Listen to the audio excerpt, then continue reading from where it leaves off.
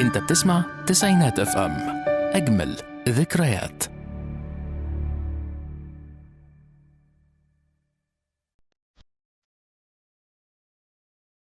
بتحب تسمع الأغاني وتشوف المسلسلات والأفلام اللي بتعبّر عنك وتدخّلك في الmood؟ تعالوا نسمعها ونشوفها بس بشكل تاني، معايا أنا فهيمة أنس في برنامج بشكل تاني على تسعينات FM. بشكل تاني مع فهيمة أنس، كل يوم اثنين الساعة 6 على تسعينات اف ام.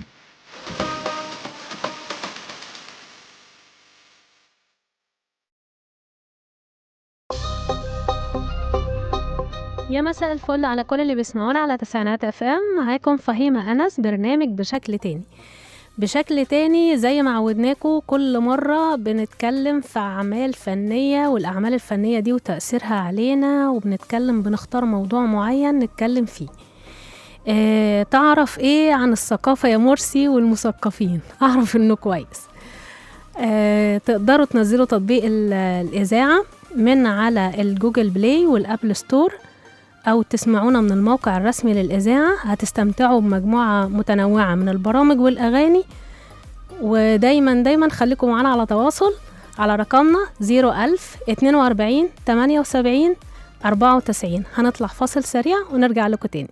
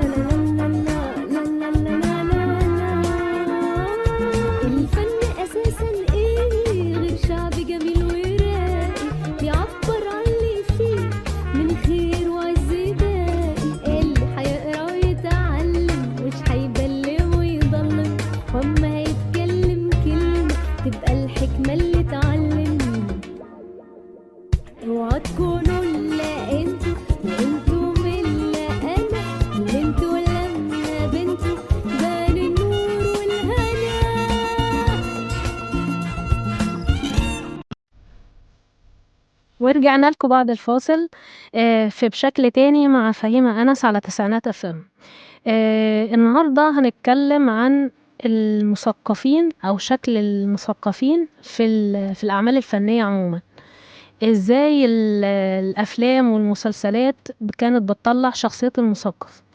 تنوعت الأشكال والأنماط بتاعة شخصية المثقف دي بأشكال كتير جدا، منها الكوميدي ومنها شكله مش قد كده، ومنها المظهر بتاعه الشخصي مش اللي هو يعني، وكأن يعني الفكرة ان الناس بتصدق الحاجة اللي بتشوفها، يعني بيترسخ عندهم فكرة كده ان هو ده الشكل الاساسي اللي احنا اللي كأنها اسطمبة، اللي هو ده شكل المثقف. احنا عايزين مثقف في المسلسل ده فهنطلعه يبقى بشكل معين، هيبقى في الفيلم ده فلازم يبقى، وكأن المثقف لازم يبقى بيتكلم لغة عربية فصحى وبيقول كلام الناس ما بتفهموش، ان اغلب اللي حواليه لازم يبقوا مش فاهمين هو بيتكلم في ايه اصلا. نماذج كتيرة بقى على إن نقيس على كده، نماذج كتيرة جدًا كانت في الأفلام وبعض المسلسلات برضه جابت الأشكال بالطريقة دي، إن أنت دايمًا يعني مثلًا بتشوف عبد المنعم إبراهيم لمّا كان بيطلع في الأفلام لازم يبقى بيتكلم باللغة العربية الفصحى، لو هو جايبينه ممكن يبقى أصلًا مُدرِّس لغة عربية أو حاجة، بس هو ده المُثقّف اللي الناس بتستشيره أو كده، ولعب الدور ده في أكتر من فيلم يعني. كمان زي السفيرة عزيزة أو إسماعيل ياسين في الأسطول، دي كان عبد المنعم إبراهيم ده كان نموذج. في بقى نموذج تاني اللي هو نموذج المدّعي المعرفة، اللي هو طول الوقت بيدّعي المعرفة وعامل نَفْسه إن هو ده اللي هو يعني اتبروز بقى إن هو ده المُثقّف برضه. زي سمير غانم في الزواج على الطريقة الحديثة، لمّا كان كل ما حد يكلّمه يقول لهم أنا قريت في مجلة، أنا قريت في مجلة، وطبعًا هي معمولة بشكل كوميدي ساخر يعني، بس ممكن يترسّخ عند حد إن ده شكل المُثقّف، يعني إن هو لازم طول الوقت طول ما هو ماشي يقول أنا قريت في كذا، أنا عملت كذا، أنا يعني كإنه بيستعرض بالمعلومات والحاجات اللي عنده. كمان برضه شخصيات دايمًا برضه كان بييجي حاجة تانية خالص بقى، ودي اللي كانت تخوّف شوية، إن لو ما جبناش الحد الشخصية يعني بشكل كوميدي بنجيبه لو طلع كان في فترة معينة كده في الأفلام بتاع الخمسينات والستينات إن هما ودي اللي كتبها الأفلام دي اللي اتعملت من روايات لكتاب كبار وكده. كان دايمًا بتتجاب إن لازم لمّا يبقى شخصية المثقف لو حد هيبقى مهندم بقى مش هنعتمد على شكل مضحك يعني من المظهر الخارجي أو المصطلحات أو الحاجات اللي هيقولها، بس كنا بنعمل حاجة تانية خالص، إن كان دايمًا شخصية المثقف دي لازم يبقى بيعترض على الحاجات اللي بتحصل في البلد ولازم يتحبس في الآخر، مش فاهمة ليه برضه، يعني متصور دايمًا كده أو أغلب الحاجات يمكن عشان ده كان بتبقى الأفلام دي بتجسد ما قبل ثورة 52 والّا حاجة مش عارفة، بس والّا ده المقصود بيها إيه، إن أنا طول الوقت باطلّع نفس التيمة كده، إن هو كل ما بيعمل حاجة هيتحبس في الآخر، لو هو ده الشكل بتاع المثقف يعني. زي عباس صفوت في فيلم أنا حرة، اللي كان متاخد من رواية للكاتب إحسان عبد القدوس، ده الشخص المثقف المناضل صاحب الفكر التقدمي الرافض بقى للسلطة، واللي كان بيسعى لتغيير الأوضاع دي، وكان هو المحرك الأساسي بتاع الأحداث بتاع الفيلم، واللي عرف يأثر على شخصية أمينة ويغير في شخصيتها كتير، لأن هي كانت بنت كده عايزة فكرة الحرية مسيطرة عليها وعايزة يعني، وما كانتش عارفة المفهوم الصح بتاع الحرية بالنسبة لها، كانت فاكرة ان هي الحرية ان هي بس تعرف تخرج وتسهر وتروح وتيجي وكده، كان هو ده بالنسبة لها اللي هي شايفة من وجهة نظرها الحرية. هو غير لها الفكر ده وخلاها تهتم اكتر بمشاكل والاحداث اللي هي اللي بتدور في الوقت ده في البلد. هنطلع فاصل ونرجع لكم تاني.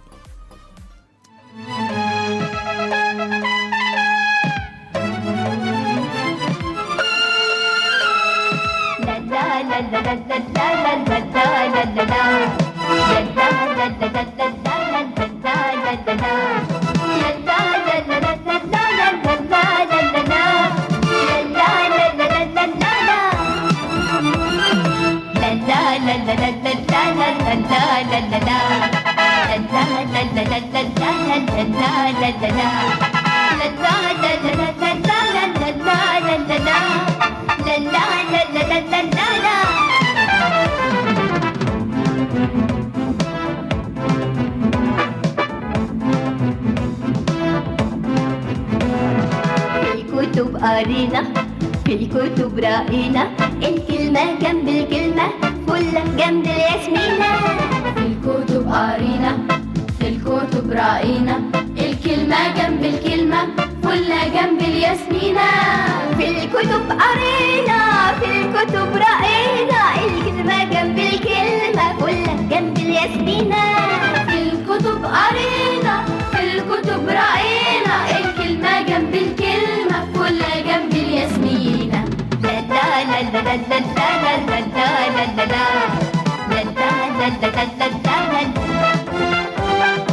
المثل زمان ورجع قال لك كمان، قال المثل زمان ورجع قال لك كمان، إن الكتاب يا حضرة بيبان من العنوان، وعنوان الكتاب ده وردة وحب ومودة، وعنوان الكتاب ده وردة وحب ومودة. يلا على سقفة واحدة نسقف للكتاب. في الكتب قرينا، في الكتب رأينا، الكلمة جنب الكلمة كلها جنب الياسمينة. في الكتب قرينا، في الكتب رأينا، الكلمة جنب الكلمة كلها جنب الياسمينة.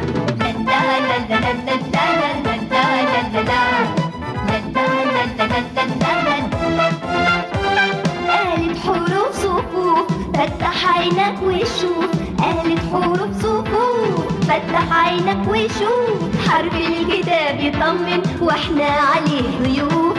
انا طمنت الكتاب ده وانا علمت الكتاب ده، وانا طمنت الكتاب ده وانا علمت الكتاب ده. يلا على سقفة واحدة نسقف للكتاب. في الكتب قرينا، في الكتب رأينا، الكلمة جنب الكلمة كلها جنب الياسمينة. في الكتب قرينا، في الكتب رأينا، الكلمة جنب الكلمة كلها جنب الياسمينة. في الكتب قرينا، في الكتب رأينا، الكلمة جنب الكلمة كلها جنب الياسمينة. ورجعنا لكم تاني بشكل تاني مع فهيمة أنس على تسعينات FM.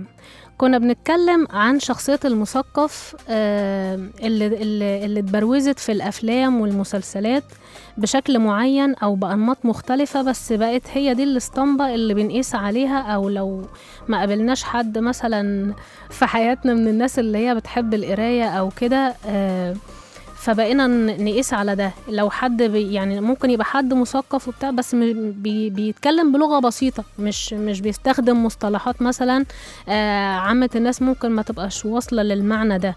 زي لما عملوا فيلم فوزية البرجوازية، ده كانوا بيبتدوا يستخدموا مصطلحات الست نفسها مش عارفاها، فابتدوا يفتكروا. يعني قصة الفيلم بقى ابتدت تشتغل على الموضوع ده، ان اساسا كأن في يعني حرب دارت كده لمجرد كلمة برجوازية. يا برجوازية يا ملعونة، الست ابتدت تاخدها شتيمة، وفي ناس تاني ابتدوا ياخدوها يعني وكل بقى والفتي يشتغل، ابتدى كل حد من جيرانها يقول لها لا دي ما تقصدش، دي كذا، دي معناها حاجة تانية، لا دي معناها شتيمة، لا دي معناها كلمة قبيحة، دي معناها كذا، دي معناها كذا. ودارت الأحداث على السكة دي. وبرضو اللي هو اعتماد ان انا اجيب المثقف ان هو بيقول كلمات صعبة، او ان يبقى شكل المظهر بتاعه الخارجي مش مهتم قوي بلبسه، او لا ما هو مثقف بقى فمش فاضي يعمل حاجة، يعني مش فاضي يعمل حاجة غير الثقافة بس تقريبا يعني. زي برضو فكرة عسوي اللي ما بيستحماش عشان هو كائن بوهيمي يفعل ما يحلو له، يعني اللي هو الفنان جسدها الفنان أحمد راتب في فيلم يا رب ولد. برضو الفنان أحمد راتب جسد لنا شخصية المثقف بس بشكل تاني، وده بقى اللي الفلسفة أكلت مخه لدرجة ان هو قرر يعتزل البني آدمين ويعيش في التراب، يعيش في المقابر بقى. ده في فيلم صايع بحر، لما اللي هو أستاذ الفلسفة وخلاص هو قرر بقى ان هو يسيب الدنيا كلها ويعيش في المقابر. كمان برضو عايزين نعرف ايه اصلا، يعني ايه هي اصلا كلمة ثقافة، يعني كلمة الثقافة دي جت منين؟ كلمة الثقافة أصلا هل هي معناها إن إحنا يبقى حد بيقرأ كتب أو متعلم أو كده؟ لا، هي الثقافة معناها الإدراك والوعي، لأن أنت ممكن يبقى حد ما عندوش شهادات ولكن مثقف، وكل حد في الحياة مثقف الثقافة بتاعته هو اللي تناسب البيئة بتاعته. يعني لو عنده علم بحاجة معينة هو بيعرف يعملها، هو بارع فيها، فهو مثقف في الحتة دي، ان هو بيعرف يبقى مدرك للحاجة اللي بيعرف يعملها. كمان بقى في احنا دلوقتي هنعرف الفرق بين الشخصية المثقفة والشخصية المتعلمة. التعليم ده معرفة وحكمة، والشخص المتعلم ده بيبقى فرد متخرج من مؤسسة تعليمية وخضع لتدريب شامل في مجال معين من المعرفة، وكمان بقى معاه شهادة بتثبت ان هو بيعرف يقرأ ويكتب. اما بقى المثقف بتلاقيه دايما ملم باشياء كتيره، ومش بالضروره ان هي تكون علميه او متخصصه في حاجه معينه، لا ده انت كمان ممكن تلاقيه عنده قدرات كده ان هو يعرف يعمل طرح للافكار بتاعته، يقدر يقنع اللي حواليه بحاجات معينه. الشخص ده بيكون عنده ادراك واطلاع كافي للحاجه اللي هو يعني يبقى عنده فهم كده والمام للحاجات المحيطه بيه، وبيعرف يوصل يعني بيعمل تحليل كده للنتائج والحاجات اللي بتحصل حواليه، كأنه بيعمل إحصاءات حاجات بحيث إن هو يعرف يبقى عنده وعي أزيد من أي حد تاني. يعني ممكن يبقى حد بيقرأ وكل حاجة، بس مثلا اللي هو كمثل حمار يحمل أصفار، اللي هو يعني بيقرأ كتب كتير جدا بس مش فاهمها أو مش مدرك هو بيعمل إيه. حد تاني يعني مش بكتر فكرة ان انا اقرا كتير فانا كده مثقفة، لا، يعني مش بالقراءة كتير ومش بالشهايد، هي يعني كأنها مجموعة حاجات مع بعض، أدوات كتيرة مع بعض، مش بس القراية. صحيح القراية مهمة والتعليم والشهادة أكيد مهم برضو، وما ننكرهاش، يعني ما ننكرش فضل التعليم علينا، بس الثقافة إن أنت كل ما تعرف يبقى عندك إدراك أعلى، كل ما تبقى الحاجات بتاعتك كل ما تبقى متمكن اكتر من ادواتك في ان انت تعرف توصل معلومة. يعني حد مثقف ومش عارف يوصل معلومة زي ما بيجيبوها لنا في الافلام، ان هو يقول كلمة، طب ليه مثلا فوزية البرجوازية، ليه شخصية عنايات اللي هي اسعاد يونس ليه ما وضحتش للست او ليه ما اتكلمتش معاها يعني ايه اصلا برجوازية، اللي هي قالتها لها وخلاص، اللي هي مجرد ان هي بتسألها على حاجة من الغسيل بتاعها وقعت عندها، فالتانية قالت لها لا مش موجودة، قالت لها طب دوري عليها. لما رفضت الست ان هي تدور عليها فراحت قايله لها يا برجوازية. طب ليه ما وضحت لهاش المعنى ده من الكلمة؟ يعني مش عارفة هل ده مقصود ان احنا نطلعها بالشكل ده، ان هو يبقى اللي هو فيه فجوة كده بين الشعب العادي او بين الناس اللي هم قاعدين في الحارة وبين شخصية اسعاد يونس اللي هي شخصية عنايات وزوجها اللي هو الفنان صلاح السعدني اللي هو عبد الواحد، بان هم يبقوا موجودين في حارة شعبية بس بيستخدموا مصطلحات مش كل الناس اللي في الحارة الشعبية هتبقى ملمة بيها. كمان برضو الدراما بقى جابت لنا حاجات تانية خالص، جابت لنا شخصية حسن أبو سنة اللي هو فاروق الفيشاوي في مسلسل الأصدقاء. هنطلع فاصل ونرجع لكم تاني.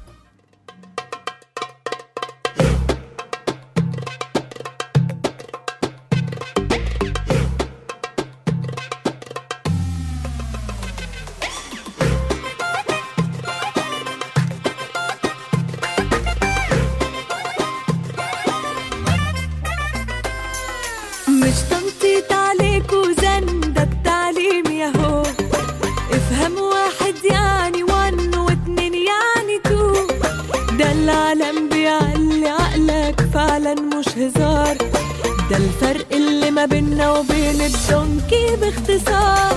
يا ابني استنى سيكا وطيلي صوت المزيكا، شغل بدراعك طب مخك مسحوب استيكا، عقلك ده لماذا بالتأكيد له عذاب، مين صرح لك ولا سمح لك ليه مديله أجازة؟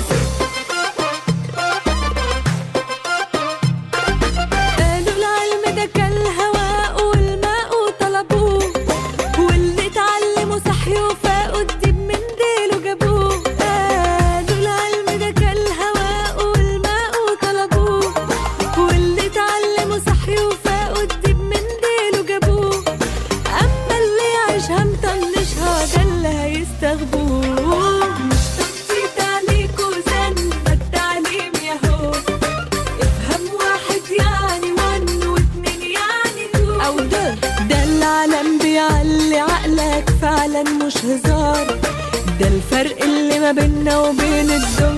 باختصار يا ابني استنى سيكا، وطيلي صوت المزيكا، شغل بدراعك، طب مخك مسحوب استيكا، عقلك ده لماذا بالتأكيد له عزا، مين سرح لك ولا سمح لك، ليه مديله اجازة.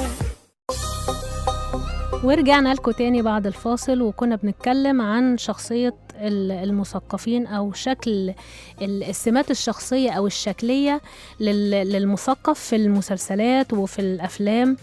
وكنا بنتكلم عن مسلسل الأصدقاء. مسلسل الأصدقاء كان فيه شخصية حسن أبو سنة اللي هو قدمها الفنان فاروق الفيشاوي. كان عامل شخصية المثقف الاشتراكي اللي شارك في المظاهرات في شباب وحاول تغيير المجتمع بتاعه، بس تعرض للاعتقال بعد خروجه. والمهم يعني انه اكتفى بعد كده بتغيير الحارة بتاعته، وكان عايش في حتة يعني عايش في أوضة فوق السطوح، برغم ان هو كان عنده بعد كده فتح مصنع وعنده القدرات المادية ان هو مثلا يبقى عايش في مكان احسن من فكرة ان هو يعيش في أوضة فوق السطوح. بس برضو معرفش فكرة يمكن عشان اللي هو الحتة اللي هي بتاع التوجه السياسي بتاعه مثلا، فعايز يبقى هو عايش في السكة دي أو في الشكل ده مثلا.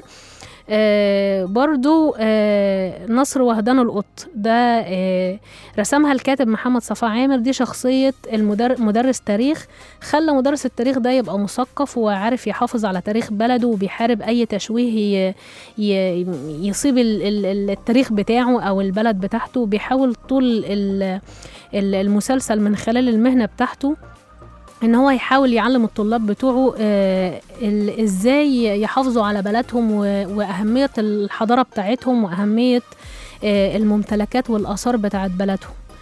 ودي اللي جسدها الفنان صلاح السعدني في مسلسل حلم الجنوبي. كمان في حاجات كتير قوي في الدراما جابت بقى المثال العكس. يعني احنا دلوقتي عشان نبقى منصفين اتكلمنا على الحاجات اللي طلعت الناس بشكل سلبي شوية، او ممكن يبقى بمظاهر بحاجات معينة، سواء الحاجات اللي طلعت بشكل كوميدي او الحاجات اللي طلعت بشكل غير لائق شوية كمظهر يعني، او كمصطلحات ان هي تتقال وما تتفهمش.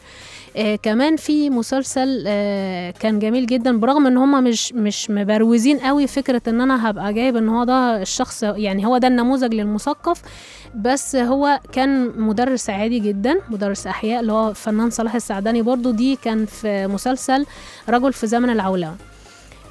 ازاي دور المثقف في ان هو من كتر بساطته ومن كتر ما هو حابب الخير للي حواليه وعنده وعي ازاي يدخل لكل شخصية، ازاي ان هو عرف هو كان مدرس احياء وعرف يغير. هو طبعا كان جايبين ان هو شخص مطلع جدا، بيحب القراية، بيحب يسمع نشرات الاخبار ومتابع للفن بكل اشكاله وكده. وكان عنده أولاده خدوا سكة كده في الآخر، كل حد منهم خد حاجة عكس يعني عكس سكة أخوه. واحد دخل مجال التمثيل، بس كان دخل بسكة تانية خالص، مش فكرة التمثيل بقى اللي هو الفن والإبداع وكده، لا، اللي هو حد عايز يشتهر وخلاص ويبقى نجم والبنات بتجري وراه وكده. وده اللي قدمه أحمد السعدني. والشخصيات التانية اللي هي كريم محمود عبد العزيز، ده كان ابنه الصغير، وده كان لسه طالب في كلية هندسة، بس ابتدى ياخد سكة كده اللي هو يبقى متشدد شوية في الدين. ابتدى مش بس بالمظهر الخارجي اللي هو ان انا هربي لحية او هعمل مش بس كده، لا، ابتدى ياخد سكة الفكر نفسه، ان هو الفكر بتاعه يعني ابتدى يختلف كتير جدا عن اللي كان والده مربيه عليه.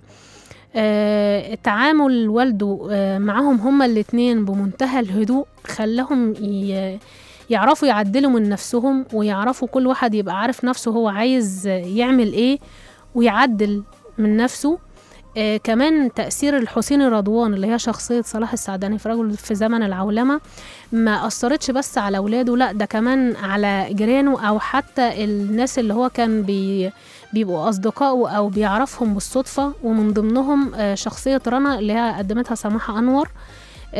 دي ست كان أول ما عرفها اللي هو طول الوقت عايزة تنتحر، عايزة تتخلص من حياتها، برغم ان هي كانت يعني مش يمكن ما كانش عندها مشاكل معاناة او حاجة ظاهريا لا ماديا ولا الحاجات اللي هي ممكن تدفع بحد ان هو يبقى يائس من حياته، بس كان عندها جانب تاني خالص اللي هو الجانب النفسي بقى، وهي حتى كانت بتروح لدكتور نفسي وبتتعالج وكده. بس صلاح السعداني عرف ان هو يساعدها ويخرجها ان هي تلاقي هدف، تلاقي نفسها، لان هي كانت ست ناجحة وكانت شغالة في عالم الازياء والموضة، وكان عندها شغلها كان ناجح جدا، بس الحتة دي ان هي أثرت عليها وما كانتش عارفة يعني ما كانتش عارفة تحدد هي عايزة ايه بعد كده. كأنها يعني وصلت لأقصى مراحل النجاح، فبالنسبة لها مش عايزة تعلي تاني اكتر من كده، فهو عارف يخليها تغير وجهة نظرها ويخليها تبقى عارفة ان يبقى عندها هدف تسعاله، وتبقى دايما حابة ان هي تشوف، يعني بقت تحب تسمع رأيه وبقت تحب تستشيره في كل حاجة، لدرجة ان هي بقت شبهه. يعني حتى الناس اللي حواليها ابتدوا يقولوا لها ده انتي بقيتي شبه أستاذ حسيني من كتر ما هي بقت متأثرة بشخصيته يعني. كمان هنتكلم بقى كلمة مثقف. المثقف ده في التعريف بتاعه مش بس اللي هو هو محدش عارف يلاقي لها تعريف ثابت كده او حاجة معينة، بس في كتاب ومفكرين قالوا ان الشخص المثقف ده اللي بيعرف يخلي السلبيات تبقى قليلة، السلبيات اللي حواليه تبقى قليلة، ويعرف يوسع دايرة الإيجابيات.